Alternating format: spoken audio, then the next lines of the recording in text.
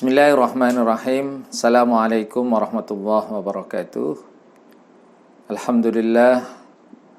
Alhamdulillahi bini'matihi tatimmus salihat wa bifadlihi tatanazzalul barakat wa bitaufiqihi tazulul aqabat. Asyhadu an la ilaha illallah wahdahu la syarikalah wa asyhadu anna Muhammadan abduhu wa rasuluh la nabiyya ba'dah. Allahumma salli wa sallim ala sayyidina Muhammad wa ala alihi wa sahbihi ajma'in, amma ba'du. Para pemirsa dimanapun Anda berada, alhamdulillah pada kesempatan hari ini kita bisa melanjutkan kajian kita terkait dengan 8 asnaf yang berhak mendapatkan zakat ya. Seperti kita tahu bahwa ada 8 golongan orang yang menerima zakat. Sebagaimana dijelaskan dalam surat At-Taubah ayat 60, A'udzubillahi minasyaitonirrajim.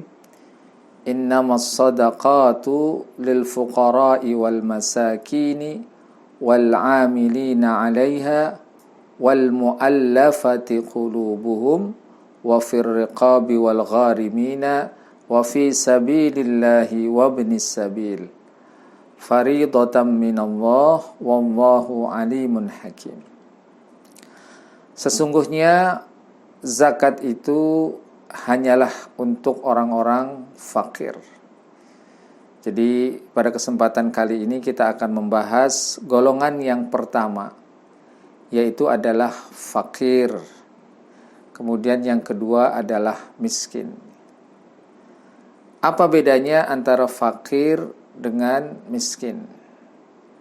Secara umum para ulama mendefinisikan tentang fakir ya, yang bisa kita rangkum bahwa fakir ini adalah orang yang tidak memiliki pekerjaan.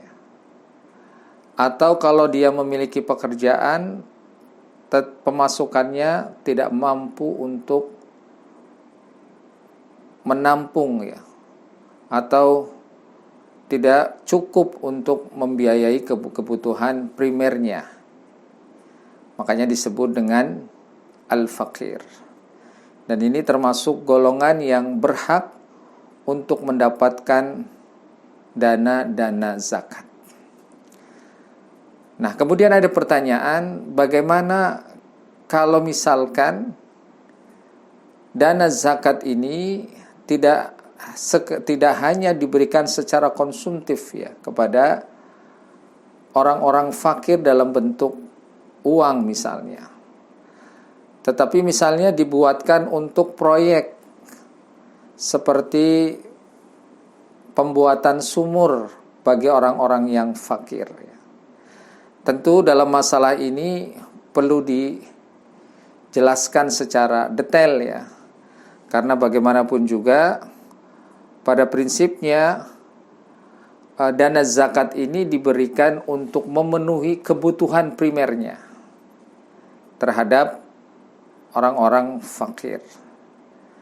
Nah, kalau memang di situ ada kebutuhan untuk misalnya pembuatan sumur bagi orang-orang fakir, harus memenuhi beberapa ketentuan-ketentuan. Di antara ketentuan yang pertama adalah bagaimana pembuatan sumur itu jelas sekali kebutuhannya. Artinya betul-betul dibutuhkan oleh orang-orang fakir setempat ya. Tidak menjadi kebutuhan secara umum. Karena kalau menjadi kebutuhan secara umum, barangkali nanti tidak hanya orang-orang fakir saja yang menggunakan sumur itu, tetapi juga termasuk orang-orang kaya.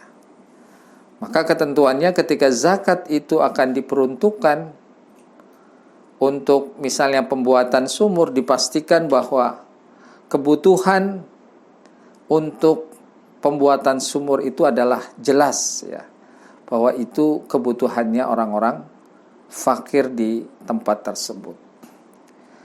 Kemudian yang kedua, Di antara ketentuan kedua bahwa zakat ini bisa dipergunakan untuk pembangunan sumur, harus dipastikan tidak ada dana lain ya, yang memang diperuntukkan untuk pembangunan sumur. Artinya dana zakat hanya satu-satunya dana yang bisa dipakai untuk pembiayaan pembangunan sumur.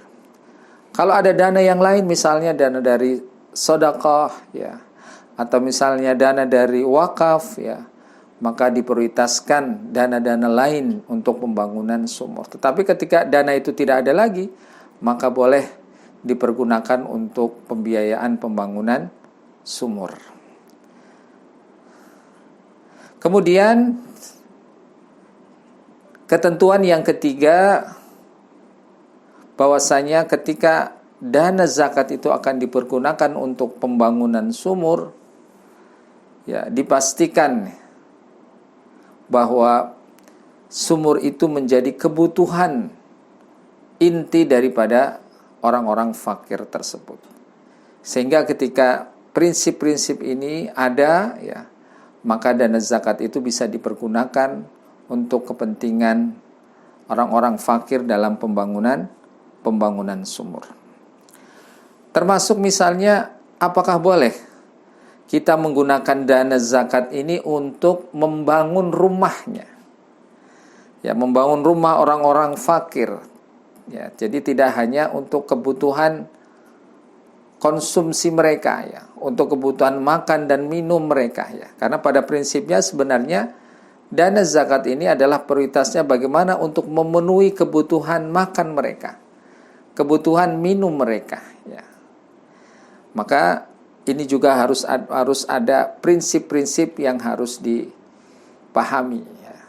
Ketika dana zakat itu diperuntukkan untuk pembangunan rumah, ya, bagi orang-orang yatim, bagi orang-orang fakir, ya, ataupun orang-orang miskin, maka ketentuannya yang pertama bahwa orang fakir itu betul-betul tidak memiliki kemampuan untuk bekerja, atau dia bekerja tetapi sulit sekali bisa menghasilkan uang untuk bisa membangun rumah, ya.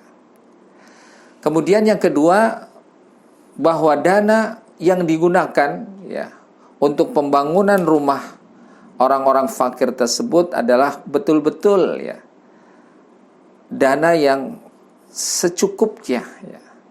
Jadi dibuatkan rumah yang sederhana, ya, bukan rumah yang terlalu besar ataupun terlalu mewah, ya. Jadi sesuai dengan kebiasaan rumah itu layak di daerah tersebut.